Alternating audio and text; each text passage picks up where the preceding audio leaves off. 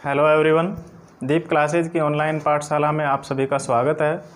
मित्रों, हमारी जो वर्ल्ड ज्योग्राफी की सीरीज चल रही है उसमें हमारा जो टॉपिक चल रहा था सैलें, टॉपिक चल रहा था हमारा सैलें या चट्टान, ठीक है, चट्टाने या चट्टान, ठीक है। इसमें हम इनके प्रमुख तत्वों के बारे में, कौन कौन से तत्व इनमें पाए जाते हैं, किन किन तत्वों से बन करके मिल करके ये चट्टानें बनी हुई है, इसी के साथ साथ इनका वर्गीकरण प्रमुख रूप से कितने भागों में वर्गीकृत किया गया है, उन सभी के बारे में हम पिछली क्लासों में चर्चा कर चुके हैं। और जो पिछली क्लास में हमारा जो टॉपिक चल रहा था सेलों का वर्गीकरण में, आग्नेय सेलों का वर्गीकरण, ठीक है। आग्नेय सेलों का वर्गीकरण में हमने पहला वर्गीकरण किया था उत्पत्ति एवं उपस्थिति के आधार पर आग्नेय सेलों का वर्गीकरण, और अब है नेक्स्ट आग्नेय सेलों का वर्गीकरण में नेक्स्ट है रासायनिक संरचना के आधार पर, रासायनिक संरचना के आधार पर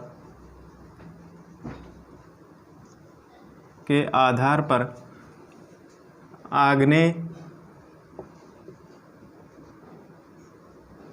सेलों का वर्गीकरण,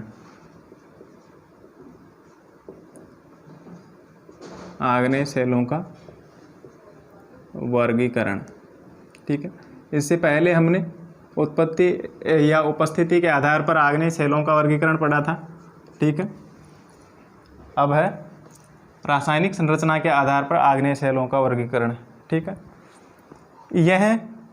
इन्हें भी 4 भागों में बांटा जा सकता है, ठीक है। रासायनिक संरचना के आधार पर भी इन्हें 4 भागों में बांटा जा सकता है, ठीक है। 4 भाग कौन कौन से हैं देखिए, 4 भागों में बांटा जा सकता है। पहला एसिडिक या अम्लीय आग्नेय सेलें, एसिडिक या अम्लीय आग्नेय सेलें,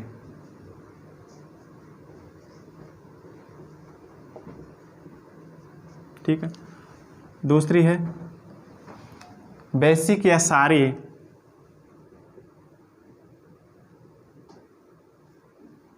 बेसिक या क्षारीय आग्नेय सेल, बेसिक या क्षारीय आग्नेय सेल, ठीक है। नंबर 3 मध्यवर्ती आग्नेय सेल,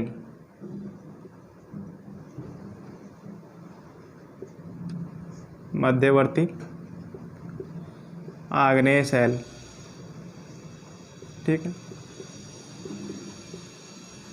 मध्यवर्ती आग्नेय सेल, ठीक है। और नंबर 4 है अल्ट्रा बेसिक आग्नेय सेल, अल्ट्रा बेसिक आग्नेय सेल, ठीक है, अल्ट्रा बेसिक आग्नेय सेल। तो रासायनिक संरचना के आधार पर इन्हें इन 4 भागों में बांटा जा सकता है। सबसे पहले हम बात करेंगे एसिडिक या अम्लीय आग्नेय सेल, ठीक है। ये सेलें क्या होती है, काफ़ी कठोर होती है, ये सेलें काफ़ी कठोर होती है, ठीक है। एसिडिक या अम्लीय आग्नेय सेलें ये क्या होती है, काफ़ी कठोर होती है। इन चट्टानों में सिलिका की मात्रा, इन चट्टानों में सिलिका की मात्रा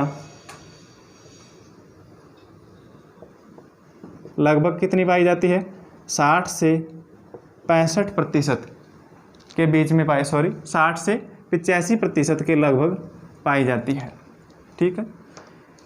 एसिडिक या अम्लीय आग्नेय सेलें कठोर पाई जाती है, इनमें सिलिका की मात्रा लगभग 60 से 85% तक होती है, ठीक है। तथा इसके अलावा सिलिका के अलावा इसमें क्या है, क्वार्टज और फेल्सपार, सिलिका के अलावा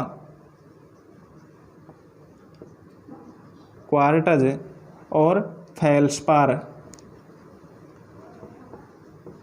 ठीक है। क्वार्टज और फेल्सपार भी क्या है, बहुत मात्रा में पाया जाता है, इसकी भी मात्रा यहाँ पर इसमें अधिक होती है, ठीक है। लोहा या फेरस और मैग्नीशियम की कमी के कारण इसका रंग कैसा होता है, पीला दिखाई देता है। इसका रंग फेरस और मैग्नीशियम की कमी के कारण क्या होता है, रंग पीला दिखाई देता है। इसका रंग पीला दिखाई देता है, किसकी कमी के कारण, फेरस या लोहा और मैग्नीशियम की कमी के कारण यह पीले रंग की दिखाई देती है, ठीक है। तथा यह शीघ्र एक जल्दी से ही अपरदित न होने के कारण इनका उपयोग क्या है, निर्माण कार्यों में किया जाता है, ठीक है। एसिडिक या अम्लीय आग्नेय शैलों का निर्माण यह जल्दी से अपरदित नहीं होने के कारण निर्माण कार्यों में इसका उपयोग किया जाता है। इसका एग्जाम्पल है ग्रेनाइट, ठीक है। ग्रेनाइट इसका उदाहरण है, ठीक है। इससे पहले हमने जब उत्पत्ति और उपस्थिति के आधार पर आग्नेय शैलों का वर्गीकरण किया था, उसमें ग्रेनाइट किसका उदाहरण था, उसमें आंतरिक आग्नेय चट्टानों का। आंतरिक आग्नेय चट्टानों में भी पातालीय आंतरिक आग्नेय चट्टान का उदाहरण था ग्रेनाइट, ठीक है। और यहाँ पर यह किसका उदाहरण है, रासायनिक संरचना के आधार पर यह एसिडिक या अम्लीय आग्नेय चट्टानों का उदाहरण है ग्रेनाइट, ठीक है। इसका घनत्व 2.75 से 2.8 ग्राम, इसका घनत्व कितना पाया जाता है, 2.75 ग्राम से 2.80, ठीक है, 2.75 ग्राम से 2.80 ग्राम प्रति घन सेंटीमीटर, ग्राम प्रति घन सेंटीमीटर पाया जाता है, ठीक है। इसका घनत्व 2.75 से 2.80 ग्राम प्रति घन सेंटीमीटर तक होता है, किसका, एसिडिक अम्लीय आग्नेय शैलों का घनत्व, ठीक है। इसी के साथ जो फेल्सिक आग्नेय चट्टानें होती है उनमें फेल्सपार और सिलिकेट तत्वों की क्या है, प्रधानता पाई जाती है, ठीक है। किन किन की, फेल्सपार और सिलिकेट तत्वों की प्रधानता पाई जाती है, जैसे क्वार्टजाइट, इनमें सोडियम, पोटेशियम, कैल्शियम, एल्युमिनियम के सिलिकेट भी प्रचुरता में पाए जाते हैं, ठीक है। इसके बाद में है अगला बेसिक क्षारीय आग्नेय शैलें, ठीक है। नेक्स्ट है बेसिक क्षारीय आग्नेय शैल। देखिए बेसिक क्षारीय आग्नेय शैल में इसमें सिलिका की मात्रा कितनी पाई जाती है, इसमें सिलिका की मात्रा कितनी पाई जाती है, लगभग 45 से 60% सिलिका पाया जाता है बेसिक क्षारीय आग्नेय चट्टानों में। इनमें फेरोमैग्नीशियम की मात्रा अधिक होती है, इसमें फेरोमैग्नीशियम की मात्रा अधिक होती है, फेरोमैग्नीशियम की मात्रा क्या होती है, अधिक पाई जाती है, किसमें, बेसिक या क्षारीय आग्नेय शैलों में फेरोमैग्नीशियम की मात्रा अधिक पाई जाती है, ठीक है। तथा लोहे के अधिकता के कारण इसका रंग क्या होता है, अपेक्षाकृत, इसका रंग गहरा तथा अपेक्षाकृत भारी होता है, ठीक है। लोहे की मात्रा के कारण या फेरस की अधिकता पाई जाने के कारण इसका रंग गहरा तथा अपेक्षाकृत यह भारी पाई जाती है, ठीक है, ये शैलें। तथा यह शीघ्रता से क्या होती है, अपरदित होती है, जैसे बेसाल्ट, गैब्रो, डोलेराइट इसका उदाहरण है, जैसे बेसाल्ट, गैब्रो, डोलेराइट, ठीक है, बेसाल्ट, गैब्रो और डोलेराइट आदि इसके प्रमुख उदाहरण हैं, ठीक है। इसे मेटामॉर्फिक शैलें भी कहा जाता है, अर्थात मैग्नीशियम की प्रचुरता के कारण इसे मैफिक आग्नेय शैलें भी कहा जाता है, ठीक है। मैग्नीशियम की अधिकता के कारण इसे फेरोमैग्नीशियम की अधिकता के कारण इसे क्या कहा जाता है, मैफिक आग्नेय चट्टानें भी कहा जाता है। बेसिक ये सारी आग्नेय चट्टानों को ही मैफिक आग्नेय चट्टान भी कहा जाता है। इसके बाद में आता है अगला मध्यवर्ती शैलें, ठीक है। मध्यवर्ती शैलें, इसमें सिलिका की मात्रा अम्लीय व क्षारीय दोनों आग्नेय चट्टानों के बीच में होती है, ठीक है। सिलिका की मात्रा क्या होती है, अम्लीय और क्षारीय सिलिका की मात्रा क्या होती है, अम्लीय व क्षारीय। सिलिका की मात्रा इसमें क्या होती है, अम्लीय व क्षारीय दोनों ही आग्नेय चट्टानों के बीच की होती है 60 से 35% तक। ठीक है, लगभग 60 से 65% के बीच में सिलिका की मात्रा पाई जाती है। ठीक है, जो कि दोनों ही चट्टानों के बीच की होती है। इसका उदाहरण है एंडेसाइट और डायोराइट। इसका एग्जाम्पल है एंडेसाइट और डायोराइट। एंडेसाइट और डायोराइट इसका उदाहरण है, प्रमुख उदाहरण है। इसके बाद में अगला है अल्ट्रा बेसिक सेलें। ठीक है, अल्ट्रा बेसिक सेलों में इनमें सिलिका की मात्रा कितनी पाई जाती है, 45%। इसमें सिलिका की मात्रा 45% से भी कम होती है, इससे भी कम पाई जाती है। अल्ट्रा बेसिक सेलों में सिलिका की मात्रा 45% से भी कम होती है। ठीक है, इसका उदाहरण है पेरिडोटाइट। इसका एग्जाम्पल पेरिडोटाइट।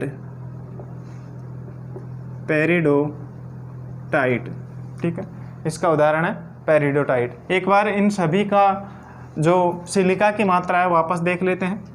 एसिडिक या अम्लीय आग्नेय सेलें कठोर होती है, इनमें सिलिका की मात्रा 60 से 85% मतलब 60% से 85% तक के पाई जाती है। उसके बाद में बेसिक या क्षारीय आग्नेय सेलें जिनमें सिलिका की मात्रा 45 से 60% के बीच पाई जाती है और इसमें फेरोमैग्नीशियम की मात्रा अधिक होने के कारण इसे क्या कहा जाता है, मैफिक आग्नेय सेल भी कहा जाता है। ठीक है, इसके बाद में आता है मध्यवर्ती आग्नेय सेलें। मध्यवर्ती आग्नेय सेलें क्या है, इसमें अम्लीय और क्षारीय दोनों आग्नेय चट्टानों के बीच की क्या पाई जाती है, मात्रा पाई जाती है, सिलिका की मात्रा, जो कि कितनी 60 से 65% के बीच में सिलिका की मात्रा पाई जाती है। इसके बाद में आता है नया लास्ट अल्ट्रा बेसिक सेलें। इनमें अल्ट्रा बेसिक सेलों में सिलिका की मात्रा 45% से भी कम पाई जाती है। ठीक है, इस प्रकार से ये था रासायनिक संरचना के आधार पर आग्नेय सेलों का वर्गीकरण। इसके बाद में नेक्स्ट है कणों की बनावट के आधार पर, कणों की बनावट के आधार पर आग्नेय सेलों का वर्गीकरण। देखिए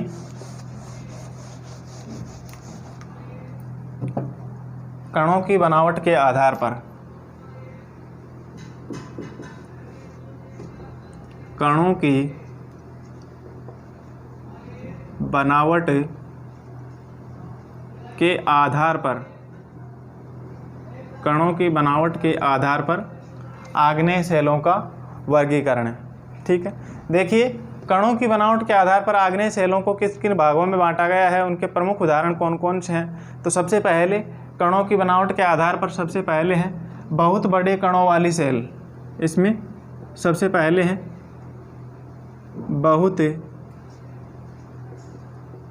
बड़े कणों वाली सेल, बहुत बड़े कणों वाली सेल। ठीक है, बहुत बड़े कणों वाली सेल जिसे क्या कहते हैं, पैगमेटेटिक। ठीक है, बहुत बड़े कणों वाली सेल। पैगमेटेटिक सेल में पैगमेटेटिक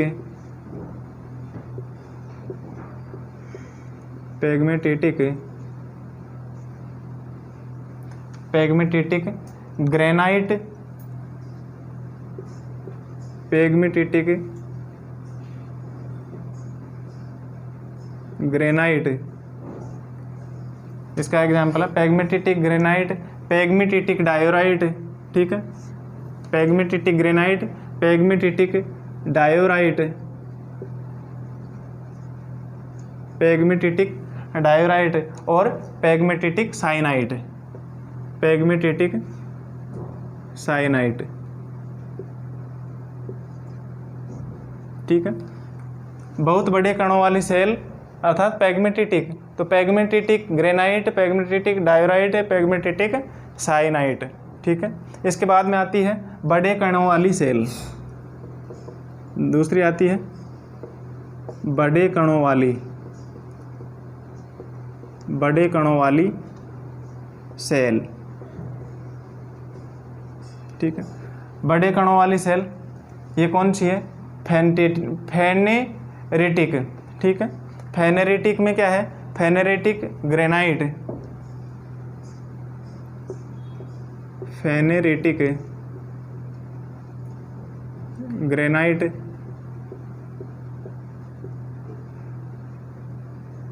फेनेरेटिक ग्रेनाइट और फेनेरेटिक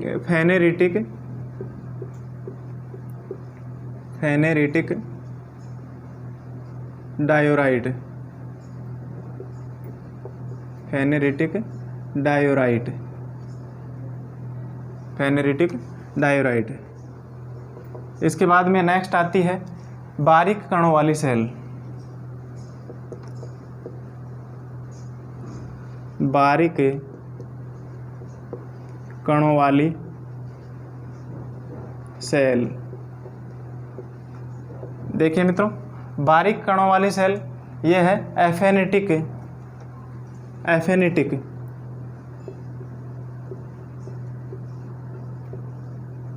एफेनेटिक, ठीक है, एफेनेटिक, ठीक है, एफेनेटिक बेसाल्ट, एफेनेटिक बेसाल्ट, ये सभी में कॉमन वर्ड होगा, एफेनेटिक बेसाल्ट। फिर है उसके बाद में है एफेनेटिक फैलसाइट, एफेनेटिक फैलसाइट, एफेनेटिक डाइक, एफेनेटिक फैलसाइट, एफेनेटिक डाइक सिल, एफेनेटिक सिल स्टोक, ठीक है, एफेनेटिक सिल स्टोक, ठीक है, सिल और स्टोक में मिलने वाली चट्टानें, में मिलने वाली चट्टानें, मिलने वाली चट्टानें कौन सी होगी, बारीक कणों वाली सेलें, ठीक है। इसके बाद में नेक्स्ट है कणहीन सेलें या ग्लासी सेलें, कणहीन सेलें या फिर ग्लासी सेलें,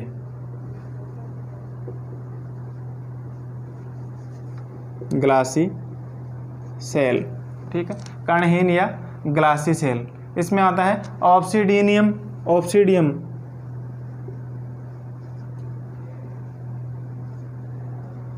ऑब्सिडियम,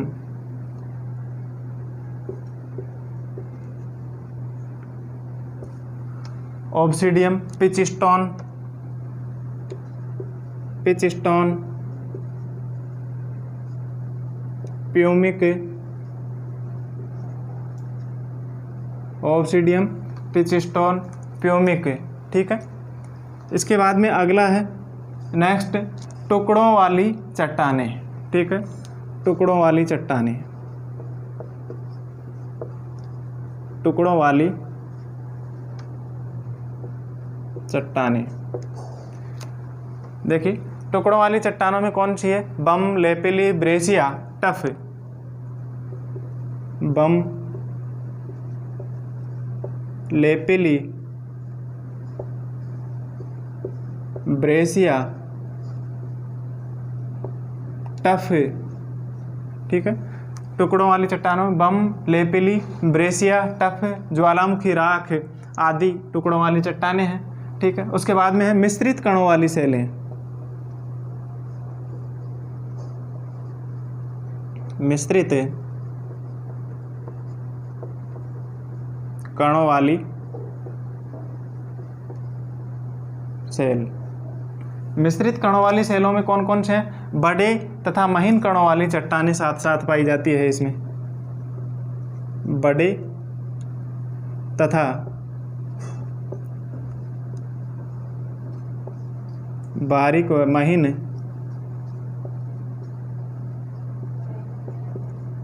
कणों वाली सेलें क्या होती है, साथ साथ पाई जाती है,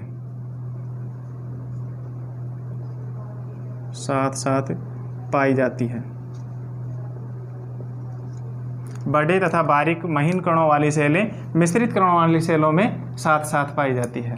ठीक है, ये थे प्रमुख आग्नेय चट्टानों का प्रमुख जो वर्गीकरण किया गया है। ठीक है, 3 रूपों में। एक पहला उत्पत्ति या उपस्थिति के आधार पर आग्नेय चट्टानों को वर्गीकरण, जो कि उन्हें भी 2 भागों में बांटा गया था। एक तो आंतरिक आग्नेय चट्टानें और बहिर्वर्ती या बाह्य आग्नेय चट्टानें। ठीक है, उनके भी सब डिवीजन थे। उसके बाद में रासायनिक संरचना के आधार पर आग्नेय चट्टानों को 4 भागों में बांटा गया है। ठीक है, जो कि एसिडिक अम्लीय आग्नेय चट्टानें, बेसिक या क्षारीय और मध्यवर्ती तथा अल्ट्रा बेसिक आग्नेय चट्टानें। उसके बाद में कणों की बनावट के आधार पर बड़े कणों वाली सेल, बहुत बड़े कणों वाली सेल, फिर बड़े कणों वाली सेलें, बारीक कणों वाली सेलें, कणहीन या ग्लासी सेलें, मिश्रित कणों वाली सेलें और टुकड़ों वाली सेलें। ठीक है, इसके बाद में है मित्रों आग्नेय सेलों द्वारा निर्मित स्थल रूप कौन कौन से हैं। ठीक है, यहाँ तक तो ये थी आग्नेय चट्टानों के वर्गीकरण वाली चर्चा। अब है आग्नेय सेलों के द्वारा निर्मित स्थल रूप। इनसे कौन कौन से स्थल रूप निर्मित होते हैं, उन्हें किन किन नामों से जाना जाता है। ठीक है, तो आग्नेय सेलों से या आग्नेय सेल द्वारा निर्मित आग्नेय सेल द्वारा निर्मित स्थल रूप। आग्नेय सेल द्वारा निर्मित स्थल रूप। देखिए आग्नेय सेल द्वारा निर्मित कौन कौन से स्थल रूप हैं। ठीक है, इनमें प्रमुख रूप से हम बात करें तो मेसा है, बूटी है, एक्सफोलिएशन गुंबद है, हॉगबैग टार है। इन सभी के बारे में हम एक एक करके इनके बारे में चर्चा करेंगे। देखिए सबसे पहले हम इनके द्वारा निर्मित स्थल रूपों में सबसे पहला मेसा। ठीक है, मेसा यह प्राचीन चट्टानों के ऊपर स्थित बेसाल्ट सेल, जो कि क्या है अपर्दित होकर के एक टोपी जैसी दिखाई देती है। ठीक है, अपर्दित होकर के टोपी जैसी दिखाई देती है, वो क्या कहलाती है, मेसा कहलाती है। ठीक है, इस प्रकार से इधर देखिए, इस प्रकार से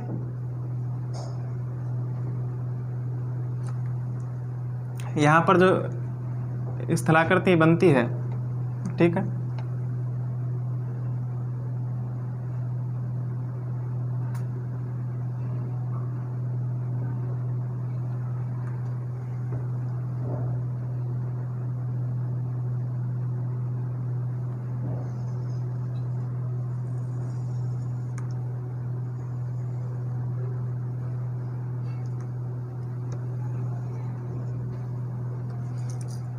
देखिए किस प्रकार से कौन कौन सी स्थलाकृति बनती है। प्राचीन चट्टानों के ऊपर स्थित बेसाल्ट सेल, जो कि अपर्दित होकर के एक टोपी नुमा जैसी या टोपी जैसी दिखाई देती है, वो मेसा कहलाती है। ठीक है, तो इसमें मेसा, यहाँ पर ये टोपी नुमा दिखाई दे रही है।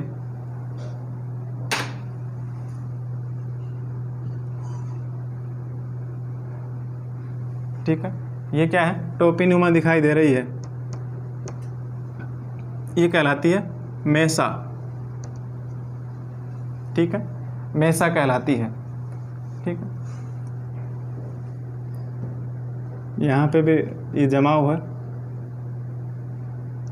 कुछ, फिर ये बीच में ऊपर उठी हुई है, और यहाँ पर ये जो स्थलाकृति है ये कहलाती है लावा युक्त मेसा। ये कहलाती है लावा युक्त मेसा। इस प्रकार की आकृति लावा युक्त मेसा या इस प्रकार का स्थल रूप लावा युक्त मेसा के रूप में जाना जाता है। ठीक है, लावा युक्त मेसा के रूप में जाना जाता है। आगे है इस मेसा का ही जो छोटा रूप है, ये कहलाता है बूटी। ये कहलाता है बूटी। ठीक है, ये बूटे कहलाता है इस प्रकार से। तो इनका शीर्ष क्या होता है, सपाट व खड़े आकार। इनका शीर्ष एकदम सपाट होता है। ठीक है, और कगार क्या होते हैं, खड़े होते हैं। ये कगार बिल्कुल किनारे इनके क्या होते हैं, खड़े होते हैं। ठीक है, खड़े कगार वाले होते हैं। जिसमें ग्रांड मेसा संयुक्त राज्य अमेरिका में स्थित ग्रांड मेसा कोलोरेडो का ग्रांड मेसा इसका प्रसिद्ध उदाहरण है। कौन सा? कोलोरेडो। ठीक है, कोलोरेडो पठार है। कहाँ पर? कोलोरेडो पठार यूएसए में, उसका ग्रांड मेसा पठार इसका प्रमुख उदाहरण है। ठीक है, जो कि यूएसए में है, स्थित है कोलोरेडो। ठीक है, और इसके अलावा है भारत में जो रांची का पठार है, रांची पठार। ठीक है, इस रांची पठार के पश्चिमी पाट प्रदेश में भी कई मेसा पाए जाते हैं। पश्चिमी पाट प्रदेश में, ठीक है, ऐसे मेसा पठार पाए जाते हैं। ठीक है, जिसे स्थानीय भाषा में क्या कहा जाता है? इन्हें स्थानीय भाषा में पाट कहा जाता है। पाट। रांची पठार के पश्चिमी तटीय पाद प्रदेशों में पाए जाने वाले इन पठारों को स्थानीय भाषा में किस नाम से जाना जाता है? पाट के नाम से जाना जाता है। ये पाट कहते हैं। ठीक है, जो कि खम्मार पाट, रुडनी पाट, नेतरहाट पाट इसके उदाहरण हैं भारत में। खम्मार पाट, रुदनी पाट, खम्मार पाट, रुदनी पाट, नेतरहाट पाट।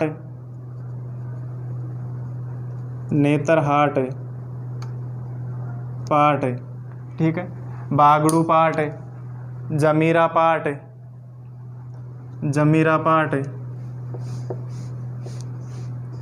ठीक है, आदि एटसेट्रा, ये क्या है? सब मेसा पठार के उदाहरण हैं। ठीक है, मेसा स्थलाकृति के प्रमुख उदाहरण हैं। इसके बाद में है बूटी। मेसा के बाद में नंबर 2 पर बूटी। ठीक है, बूटी जो कि क्या है? इसी मेसा का अपरदित होकर के जो छोटी आकृति ले लेते हैं। ठीक है, इस प्रकार की छोटी आकृति, ठीक है, वो क्या कहलाती है? बूटी कहलाते हैं। ठीक है, जैसे यूएसए का सीप्रोक, इसका एग्जाम्पल होगा बूटी का। यूएसए का सीप्रोक जो कि क्या है? बूटी का उदाहरण है। यूएसए का सीप्रोक बूटी जैसी स्थलाकृति का उदाहरण है। ठीक है, इसके बाद में आता है एक्सफोलिएशन गुंबद। ठीक है, एक्सफोलिएशन गुंबद जो कि वृहद ग्रेनाइट सेल के आसपास का जो भाग अपरदित होकर के ऊपर उठे हुए गुंबद जैसा दिखाई देता है। ठीक है, इसका निर्माण क्या होता है? सेल के अपदलन या फिर प्याज अपक्षयन के कारण होता है। ठीक है, सेल के अपक्षयन के कारण, सेल के अपदलन के कारण होता है। ठीक है, इसके बाद में आता है होगबेक या टार। क्या आता है? होगबेक।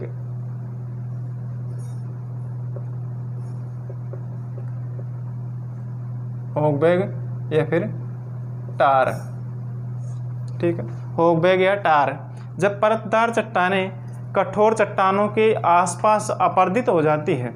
ठीक है, जब परतदार चट्टानें कठोर चट्टानों के आसपास क्या हो जाती है? अपरदित हो जाती है, तो एक कठोर लंबी सेल, कठोर सेलें क्या हो जाती है? लंबी, सकरी एवं खड़े ढाल वाले क्या देखती है? कटक नुमा दिखाई देती है। खड़े ढाल वाले कटक नुमा दिखाई देती है।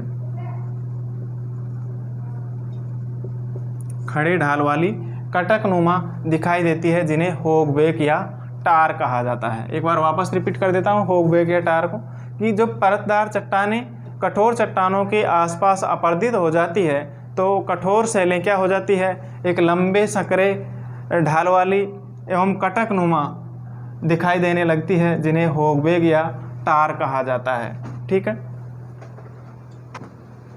आगे इन आग्नेय सेलों द्वारा निर्मित स्थल रूपों के बाद में आग्नेय चट्टानों का आर्थिक महत्व क्या है? ठीक है, आग्नेय चट्टानों का आर्थिक महत्व देखिए, इनका आर्थिक महत्व क्या क्या है, किस प्रकार से यह आर्थिक दृष्टि से महत्वपूर्ण है। ठीक है, आग्नेय चट्टानों का आर्थिक महत्व। इनका आर्थिक महत्व है, आग्नेय चट्टानों का आर्थिक महत्व है। ठीक है, इनका आर्थिक महत्व किस प्रकार से है, देखिए मित्रों, ये विश्व के अधिकांश भागों में सर्वाधिक मात्रा में आग्नेय चट्टानें ही पाई जाती है, जैसे चुंबकीय लोहा है, निकल है, तांबा है, सीसा जस्ता है, क्रोमाइट है, मैंगनीज है, क्वार्टज, कैल्साइट, अभ्रक, मैग्नीशियम सिलिकेट, ठीक है, मैग्नीशियम युक्त सिलिकेट आदि। इनके अलावा कई प्रकार के जैसे दुर्लभ खनिज या बहुमूल्य खनिज भी कहते हैं, सोना है, हीरा है, प्लेटिनम है आदि, ये बहुतायत मात्रा में किस प्रकार के चट्टानों में पाए जाते हैं, इन्हीं आग्नेय चट्टानों में या आग्नेय शैलों में पाए जाते हैं। ठीक है, आपको पता होना चाहिए कि आग्नेय चट्टानें धात्विक खनिजों की क्या है, भंडार है, या धात्विक खनिजें आग्नेय चट्टानों में भी पाए जाते हैं। और आप ये भी पता है कि इनकी विशेषता है कि इनमें जीवांश नहीं पाया जाता है। तो जीवांश कौन सी चट्टानों में नहीं पाया जाता है, इन्हीं आग्नेय चट्टानों में नहीं पाया जाता है। फिर इसके शाब्दिक अर्थ की जब बात की थी कि आग्नेय शब्द इग्निस, लैटिन भाषा के इग्निस से बना है, जिसका अर्थ आग होता है। तो प्रारंभिक रूप में जब ये गर्म थी, गर्म लावा या मैग्मा ठंडा होने से धीरे धीरे इस चट्टानों का निर्माण हुआ, तो इनमें जीवाश्म तो पाए ही नहीं जाते। तो इसमें जो धात्विक खनिज पाए जाते हैं, जो कि बहुमूल्य धात्विक खनिज भी हैं और अन्य प्रमुख धात्विक खनिज भी हैं, जो कि क्या है, आर्थिक दृष्टि से बहुत ही महत्वपूर्ण है। ठीक है, इसी के साथ साथ ग्रेनाइट तथा बेसाल्ट का प्रयोग भवन निर्माण एवं सड़क निर्माण के लिए किया जाता है, जो भी आर्थिक दृष्टि से उनका भी बहुत महत्वपूर्ण योगदान है। तथा दक्षिण भारत में बेसाल्ट के धीरे धीरे क्षरण के कारण या बेसाल्ट के धीरे धीरे क्षरण के अपरदन के कारण के क्या होता है, रेगुर मिट्टी या जो काली मिट्टी है उसका निर्माण होता है। किसके कारण, जो ज्वालामुखी युक्त बेसाल्टिक शैलें हैं उनके धीरे धीरे क्षरण के कारण, अपक्षयन के कारण या अपरदन के कारण रेगुर मिट्टी या काली मिट्टी का निर्माण होता है, जो कि कपास की फसल एवं अन्य फसलों के लिए बहुत ही उपयोगी होती है। ठीक है, इस प्रकार से आग्नेय चट्टानों का बहुत ही महत्वपूर्ण योगदान है। ठीक है, बहुत उपयोगी है ये। इसके बाद में नेक्स्ट जो चट्टानें हैं, शैलों का वर्गीकरण में हम दूसरा प्रकार पढ़ेंगे। आग्नेय चट्टान के बाद में दूसरी अवसादी शैलें, परतदार या तलछटी शैलें, सेडिमेंट्री रॉक, जिसके बारे में हम अगली क्लास में चर्चा करेंगे। आज की क्लास हमारी यहीं पर समाप्त होती है। और जो पहला प्रकार था आग्नेय चट्टान शैलों का वर्गीकरण, पहला वर्गीकरण था आग्नेय शैल, वो यहीं पर समाप्त होता है।